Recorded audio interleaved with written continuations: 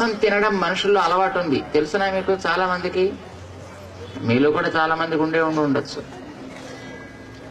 కానీ మనిషికి తినదగిన ఆహారమా మాంసము? కాదు. వేదం చెప్పింది ఈ మాటని. ఏది ఎందెందులోంచి ఎట్లా పుట్టాయో చెబుతూ, ఆకాశాద్వాయు వాయోరగ్ని అగ్నిరాపః అద్భ్యః పృథివీ పృథివ్యా ఓషధయః ఓషధీభ్యోన్నం అన్నాత్ పురుషః స వా ఏష పురుషో అన్నరసమయః. ఇది వేదం చెప్పింది. అంటే అర్థం చెప్తా. మనం ఈవేళ చూసే ఆకాశంలోంచి వాయువు వచ్చింది, వాయువులోంచి అగ్ని వచ్చెను, అగ్ని నుండి జలము ఉద్భవించెను, జలములోంచి మట్టి వచ్చెను, మట్టి నుండి మొక్కలు వచ్చెను, మట్టిలోంచి మొక్కలు వచ్చెను, ఆ మొక్కల్ని తినే మనిషి బ్రతకవలెను. పృథివ్యా ఓషధయః. పృథివీ నుంచి వచ్చేవి మొలిచే వాటన్నిటిని ఏం పేరు పెట్టి పిలుస్తారు? ఓషధులు, ఔషధములు అని కూడా మన తెలుగులో అంటాం. ఓషధి అని అంటారన్నమాట.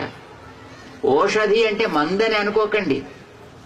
ఇప్పుడు మనకి వరి తింటాం కదా, గోధుమ తింటాం కదా, జామకాయ తింటాం కదా, మామిడికాయ తింటాం కదా, అరటిపండు తింటాం కదా, మిరపకాయలు, అల్లం అవి కూడా తింటాం కదా. ఇవన్నీ ఎక్కడి నుంచి వస్తాయి? నేలలోంచే కదా వచ్చేవి. అంచేత నేలలోంచి వచ్చే వాటన్నిటిని ఏం పేరు పెట్టి పిలుస్తారు? ఓషధులు. ఓషధీభ్యో అన్నం. ఆ ఓషధుల్లోంచి తయారైనటువంటిదే అన్నము అవుతుంది. అన్నాత్ పురుష. పురుష అంటే మనిషి అని అర్థం, మగవాళ్ళని కాదు అర్థం.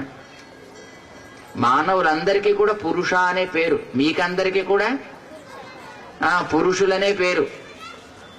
అంటే ఇదేమిటండి, న్యాయంగా ఉంది. అంటే పురుష అంటే అసలు అర్థం తెలుసునా మీకు? ఆ పదానికి ఈ శరీరాన్ని ఒక పురము అని అంటారు. పురం అంటే ఒక పట్టణం, పట్టణంలో జనాలు ఉంటారు కదా, అలాగే ఈ శరీరం అనే పట్టణంలో కూడా జనాలు ఉంటారు. మనం ఉన్నాం కదా లోపల. ఈ శరీరానికి కూడా కొన్ని ద్వారాలు ఉన్నాయి, ఒక పట్టణానికి ద్వారాలు ఉన్నట్టే. ఈ పురములో ఉండేవాడికి పేరు పురుష అని. అంటే శరీరంలో ఒకడుండి బతుకుతున్నాడు అంటే వాడి పేరు ఏమనాలి? పురుష అనాలి. మరి ఇప్పుడు ఆ కనిపించే శరీరాల్లో కూడా ఎవడైనా ఒక ఉన్నాడా లేడా? ఉన్నాం కదా, లోపల మనం ఉన్నాం కదా. ఇదే మనందరికీ పేరేమిటి ఆ దృష్ట్యా? పురుష అనే పేరు. ఈ పురుషుడు తినదగినది ఏది? అన్నాత్ పురుష. అన్నం అంటే ఏది? భూమిలోంచి మొలచినది.